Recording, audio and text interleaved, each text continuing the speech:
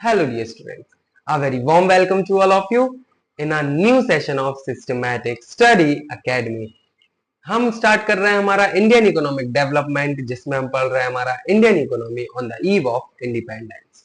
बहुत ही बढ़िया interesting chapter है आपका। अगर हम सेशन 2024 एंड 25 की बात करें तो हम इधर से हमारा फर्स्ट सेशन स्टार्ट कर रहे हैं, फर्स्ट चैप्टर स्टार्ट कर रहे हैं हमारा इंडियन इकोनॉमिक डेवलपमेंट का। और फिर जब हमारा इंडियन इकोनॉमिक डेवलपमेंट कंप्लीट हो जाएगा फिर उसके बाद हम स्टार्ट करेंगे हमारा मैक्रो इकोनॉमिक्स। लेकिन मेन बात यह है कि हमें पढ़ना कैसे है। हमें पढ़ना है हमारा इस तरीके से कि अगर हम एक बार पढ़े तो हमें बार बार उसको रिवाइज नहीं करना पड़े। मतलब एक बार हम इस तरीके से पढ़ लें कि हमें दोबारा से सिर्फ एक बार हम रिवाइज करेंगे और हम चीजों को एक पूरा रिवाइंड कर लें। उसके लिए आपको क्या करना है कि देखो, लेक्चर्स तो मेरे यूट्यूब पर डले ही रहेंगे। एक बार आप उसको पढ़ लोगे, कोई ऐसी चीज है जो आपको समझ नहीं आई तो आप दोबारा उसको पढ़ लोगे। कोई ऐसी चीज है जो आपने पढ़ी फिर उसके बाद आप पढ़ने के बाद भूल गए हो तो आप दोबारा से पढ़ के उसको देख लोगे। तो इसके लिए आपको नोट्स बनाने की मैं बोल सकता हूं कि इतना नीड नहीं है। बट अगर आपको एक टॉपर बनना है, अच्छे मार्क्स स्कोर करना है तो नोट्स बनाना तो कंपलसरी हो ही जाता है। लेकिन एक बेनिफिट यह है कि कभी भी आपका जो डाउट है, आप उस टॉपिक पे डाउट सीधा वीडियो खोला और आप इजीली इसको देख सकते हो और अपने डाउट को क्लियर कर सकते हो। और एक और चीज, जिसको अगर कोई भी टॉपिक पे डाउट होता है तो आप व्हाट्सएप पर मुझसे डाउट भी पूछ सकते हो 24/7 जब भी आपका डाउट अराइज होता है। ये बात थी हमारा हमें पढ़ना कैसे। लेकिन मैं आपको एक सजेशन ये दूंगा कि आपको नोट्स तो बनाने हैं, लेकिन वो बहुत ही माइनर शॉर्ट नोट बनाना है। वो आप खुद से बनाएंगे। कैसे नोट्स बनाएंगे आप कि मान लो आपने फर्स्ट टॉपिक पढ़ा कि ओरिजिन ऑफ ब्रिटिश एम्पायर के, ब्रिटिशर्स ने हमारे ऊपर रूल कब से स्टार्ट किया था। तो आपको कुछ एक ऐसी लाइन लिखना है जिसको पढ़ने से आपके पास पूरा आपका रिवाइंड हो जाएगी। जो भी मैंने आपको समझाया था, कुछ एक ऐसी लाइन जो सिर्फ अपने बारे में आप ही जानते हो, ऐसा आपको कुछ लिखना है जिससे आप लोगों को क्या है बेनिफिशियल रहेगा। वो आपके कोई भी टर्म एग्जामिनेशन होता है आपके स्कूल में उस टाइम पर। सो ऐसे ही थोड़ा स्मार्ट स्टडी करो। ये नहीं कि आप घंटों पढ़ रहे हो उसके बावजूद भी आपको कोई चीज नहीं आ रही है। हमें स्मार्टली स्टडी करना है जिससे हम अच्छे मार्क्स को स्कोर कर पाए। सो बिना किसी देरी के करते हैं हमारे सेशन को स्टार्ट। So let's start.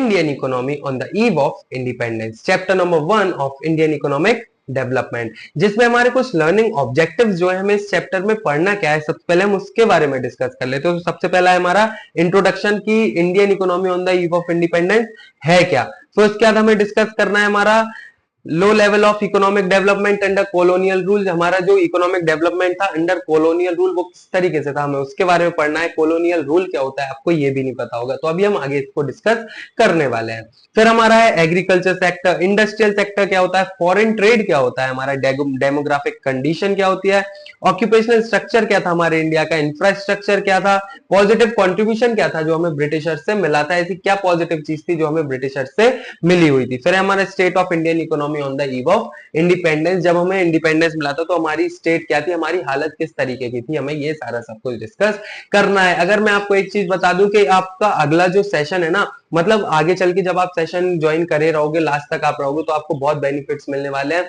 एक तो आप पढ़ के सबसे पहले तो बोर नहीं होगे एंड इसके साथ साथ आपका क्या है कि नई नई जब चीजें आपको जानने को मिलेगी तो इंटरेस्ट आपका बना हुआ रहेगा। बहुत ही इंटरेस्टिंग चीजों के बारे में आप जानने वाले हो। तो बिना किसी देरी के हम आगे बढ़ते हैं हमारे सेशन में एंड डिस्कस करते हैं सबसे पहले हमारा introduction of Indian economy on the eve of independence. अगर हम बात करें हमारा इंडियन इकोनॉमिक डेवलपमेंट में हमें पढ़ना क्या है, तो हमें हमारी इंडियन इकोनॉमिक्स के साथ रूबरू कराने के लिए हम ये चैप्टर पढ़ रहे हैं कि हम अगर बात करें हमारी प्रेजेंट की जो इकोनॉमी है उसको अगर हमें रिलेट करना है तो हमें पहले किसके बारे में समझना पड़ेगा, हमें पहले समझना पड़ेगा हमारी पास्ट की इकोनॉमी के बारे में। अब पास्ट की इकोनॉमी के बारे में जानने के लिए हमें थोड़ा हिस्ट्री में जाना पड़ेगा एंड हिस्ट्री तो हमें बहुत बोर करती है, लेकिन उसके बारे में भी टेंशन लेने की कोई जरूरत नहीं है क्योंकि आप पढ़ रहे हो सिस्टमैटिक स्टडी एकेडमी पर एंड आपको बहुत ही इंटरेस्ट के साथ हिस्ट्री भी पढ़ाया जाएगा। अगर हम बात करें हमारे इंडियन इकोनॉमी की जो हमारी पास्ट में थी at the time of Britishers, तो ब्रिटिशर्स ने अगर हम बात करें, आपको पता होगा कि ब्रिटिशर्स ने, अगर जिसको नहीं पता है तो मैं बता देता हूं, जो हमारी ब्रिटिशर्स ने हमारे ऊपर राज करना या फिर ब्रिटिशर्स का जो रूल स्टार्ट हुआ था वो हुआ था हमारा बैटल ऑफ प्लेसे के बाद। अब बैटल ऑफ प्लेसे क्या होता है, आपने 8, 9, 10th में भी सुना होगा बैटल ऑफ प्लेसे क्या होता है, लेकिन अगर नहीं पता है तो मैं बता दूं, जो एक बैटल ऑफ प्लेसे एक लड़ाई थी जो लड़ी गई थी हमारे Britishers and Nawab of Lucknow के, नवाब लोग थे उन्होंने लड़ाई लड़ी थी किसके साथ? ब्रिटिशर्स ने उनके साथ लड़ाई लड़ी थी, और वो जो लड़ाई हुई थी उसका नाम था हमारा बैटल ऑफ प्लेसे। बैटल ऑफ प्लेसे क्या होता है? बैटल ऑफ प्लेसे एक लड़ाई थी जिसमें ब्रिटिशर्स और नवाब के बीच में लड़ाई हुई थी, और वो लड़ाई जीतने के बाद हमारे लड़ाई जीतने के बाद विनर कौन था? मतलब जो लड़ाई जीत गए थे वो कौन थे? हमारे ब्रिटिशर्स थे, और ब्रिटिशर्स ने हमारे ऊपर रूल किया था पूरे 200 ईयर्स। कितने ईयर्स? पूरे 200 ईयर्स ब्रिटिश ने हमारे ऊपर रूल किया था। तो सबसे पहला हमारा जो क्वेश्चन बनता है, what are the origin of British rule? तो हमारा आंसर सीधा सीधा ये होगा, the foundation of British empire in India was laid by battle of Plassey 1757। हमारे जो ब्रिटिशर्स थे, ब्रिटिशर्स ने हमारे ऊपर राज करना स्टार्ट किया था बैटल ऑफ प्लेसे के बाद, जो लड़ी गई थी हमारे 1757 में। इतना आपको आ गया है तो एक क्वेश्चन हमारा तैयार हो जाता है कि what is the origin of British empire या ब्रिटिश रूल। तो ब्रिटिशर्स ने हमारे ऊपर, मैं बार बार आपको रिपीट करूंगा जिससे आपको चीज इधर ही क्या हो जाए, इधर ही आपको चीज कोई लर्न हो जाए। तो ब्रिटिशर्स ने हमारे ऊपर रूल स्टार्ट किया था आफ्टर बैटल ऑफ प्लेसे, जो लड़ाई लड़ी गई थी हमारा 1757 में। फिर हमारा basic purpose of British rule, Britishers का बेसिक पर्पस क्या था हमारे ऊपर रूल करने का? अगर हम बेसिक पर्पस की बात करें तो ब्रिटिशर्स का जो बेसिक पर्पस था हमारा वो था कि जो हमारी इंडियन इकोनॉमी को as a feeder economy change करने का। जो ब्रिटिशर्स का मेन मोटिव था वो था जो हमारी इंडियन इकोनॉमी उसको एज अ फीडर इकोनॉमी, क्या एज अ फीडर इकोनॉमी वो अपनी बनाना चाहते थे। अब फीडर इकोनॉमी क्या था? इंडियन इकोनॉमी तो आपको पता है इंडिया की इकोनॉमी, लेकिन फीडर इकोनॉमी क्या है? फीडर इकोनॉमी का इधर मतलब होता है कि एक ऐसी कंट्री जो जो कंट्री हमारे ऊपर राज कर रही है हम उसको एज अ फीड करें। फीड का मतलब क्या होता है कि जो माँ बाप रहते हैं वो आपको फीड कराते हैं, बच्चों को खाना खिलाते हैं, है ना?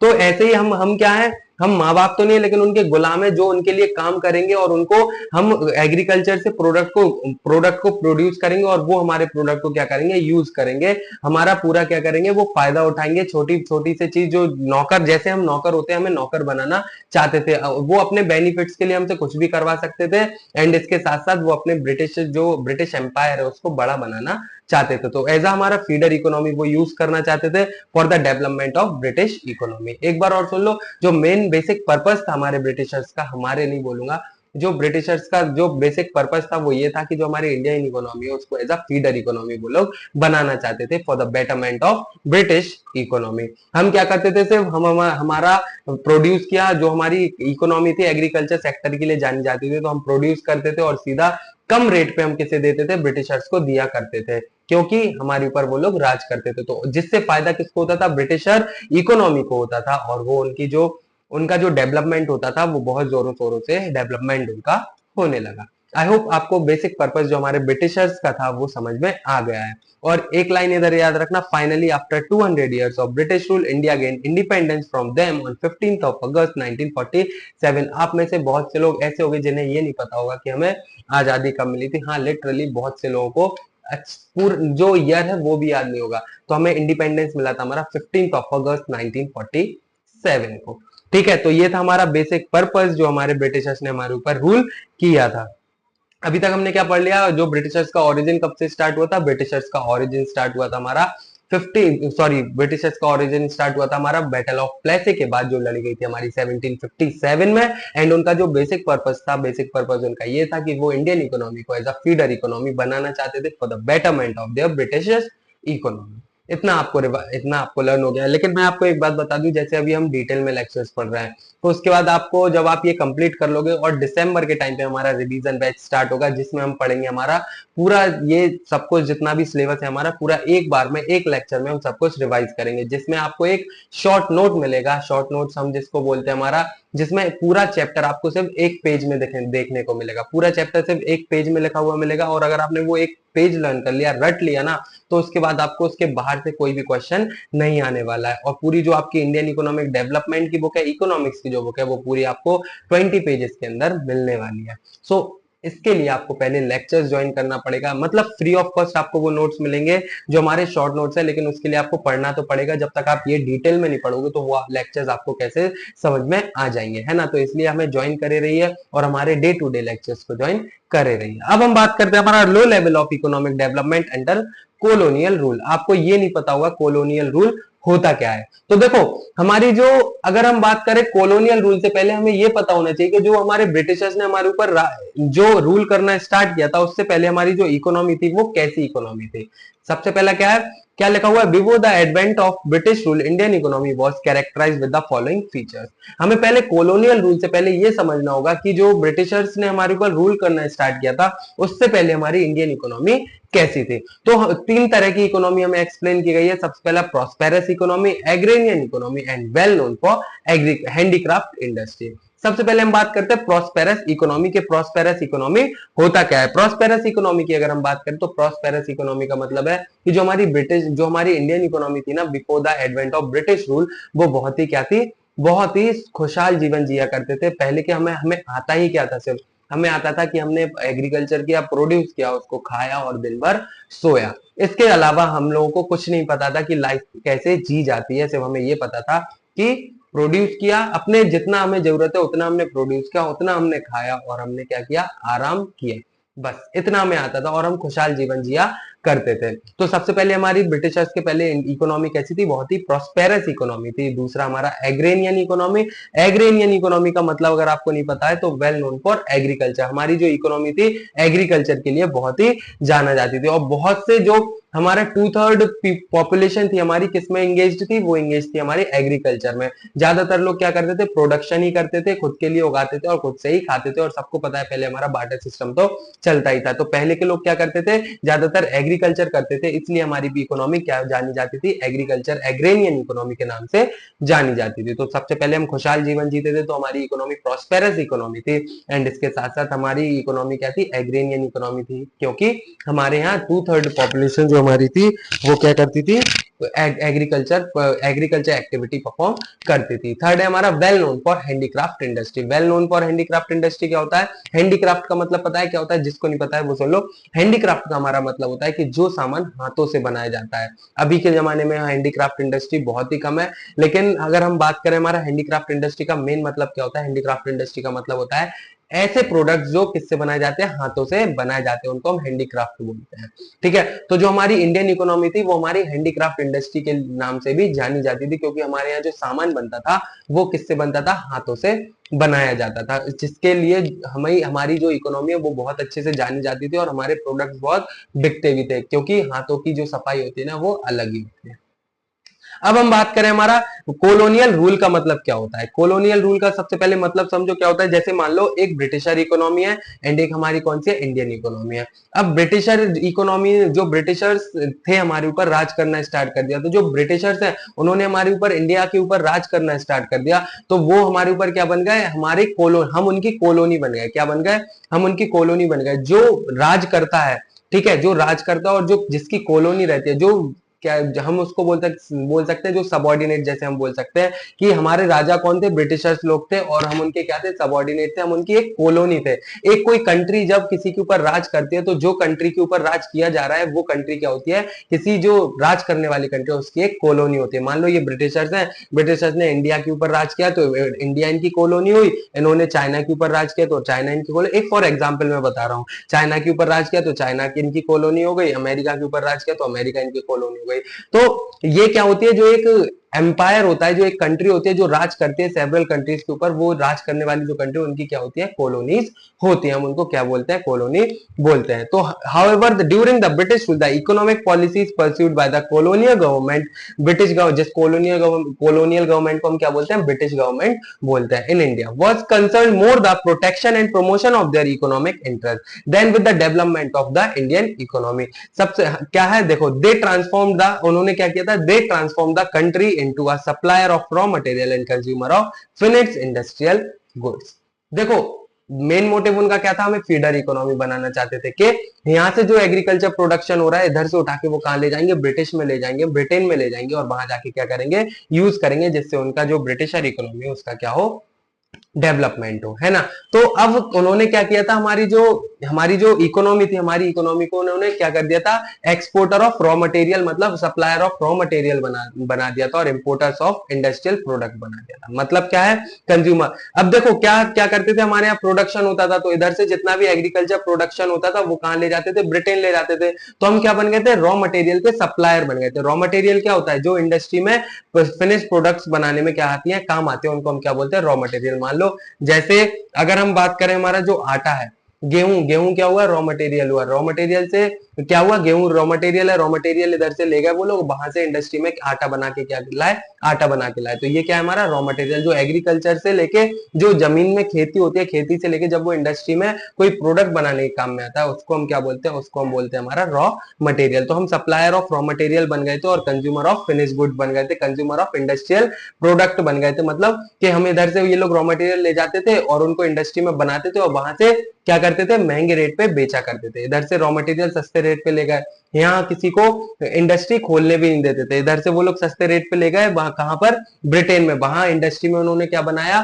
फिनिश गुड्स में उसको कन्वर्ट किया और फिर वहां से क्या करते थे, इंपोर्ट करते थे इंडिया में और उनको महंगे दामों पे बेचा करते थे। इधर से सस्ते दामों पे ले गए लेकिन वहां से क्या करते थे, महंगे दामों पर वो लेके आते थे, जिसकी वजह से जो हमारे इंडियन इकोनॉमी थी, इंडियन इकोनॉमी वो चीजों को परचेज किया करती थी और इसके साथ साथ परचेज करने के साथ साथ उनको प्रोडक्ट भी महंगे पड़ा करते थे। तो ये उन्होंने क्या किया था, हमारे ब्रिटिशर्स ने जब रूल करना स्टार्ट कर दिया तो हमारी जो एग्रेनियन इकोनॉमी थी ना, उसको उन्होंने क्या कर दिया था, हमारी जो इकोनॉमी थी उसको फीडर इकोनॉमी में कन्वर्ट कर दिया था। अब हम अगर आगे डिस्कस करें, आई होप इतना आपको समझ में आ गया। एक बार अगर हम रिवाइज करें तो ब्रिटिशर का ओरिजिन हुआ था आफ्टर बैटल ऑफ प्लेसी 1757 में, और जो हमारा उनका बेसिक पर्पस था, हमारी इंडियन इकोनॉमी को फीडर इकोनॉमी बनाना चाहते थे। और अगर हम बात करें ब्रिटिश का जो एडवेंट हुआ था, ब्रिटिशर्स के पहले हमारी इंडियन इकोनॉमी बहुत ही प्रॉस्पेरस इकोनॉमी थी, एग्रेनियन इकोनॉमी थी and well known for handicraft industry. और उन्होंने जो हमें उन्होंने बना दिया था supplier of raw material and consumer of finish goods, उन्होंने हमें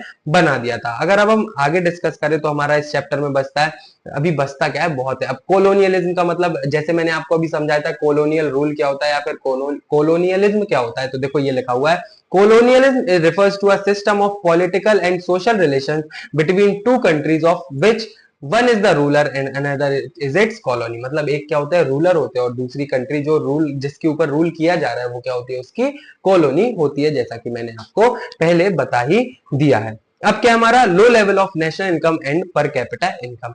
जब ब्रिटिशर्स ने हमारे ऊपर रूल करना स्टार्ट कर दिया था, जो हमारी नेशनल इनकम है, ब्रिटिशर्स ने उसके ऊपर बिल्कुल भी ध्यान नहीं दिया कि हमारी जो इकोनॉमी है उनका किस तरीके से हमारी इकोनॉमी डेवलप कर भी रही है या नहीं कर रही है, हमारी इंडियन इकोनॉमी की क्या नेशनल इनकम थी, इसके बारे में ब्रिटिशर्स ने कोई भी मतलब जिम्मा नहीं उठाया कि पता करें कि हमारी नेशनल इनकम कैसी है और उसको डेवलप करने की कोशिश करें। ब्रिटिशर्स की साइड से इसका कोई भी मतलब देखा तक नहीं गया कि हमारे नेशनल इनकम को डेवलप करना चाहिए।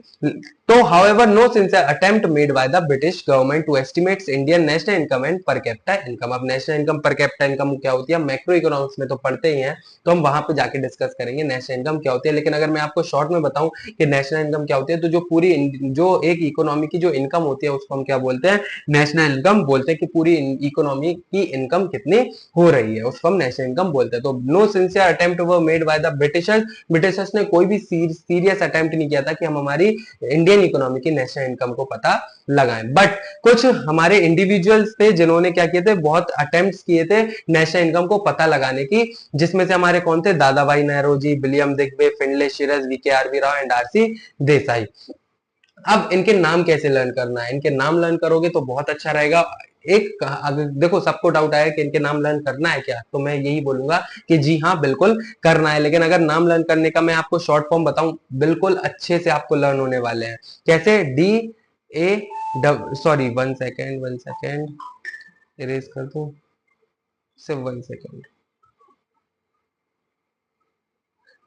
DWF डॉफ वी आर सी, क्या है, डॉफ वी आर सी। अब डॉफ वी आर सी के आपको सिर्फ डॉफ वी आर सी लर्न करना है तो आपको इजीली क्या हो जाएगा, लर्न हो जाएगा। डी का मतलब दादा भाई नेहरू जी, डब्ल्यू का मतलब विलियम दिग्बे, एफ का मतलब फिनले शिरस, डॉफ वी, अब वी का मतलब वी राव, आरसी का मतलब देसाई, आरसी देसाई।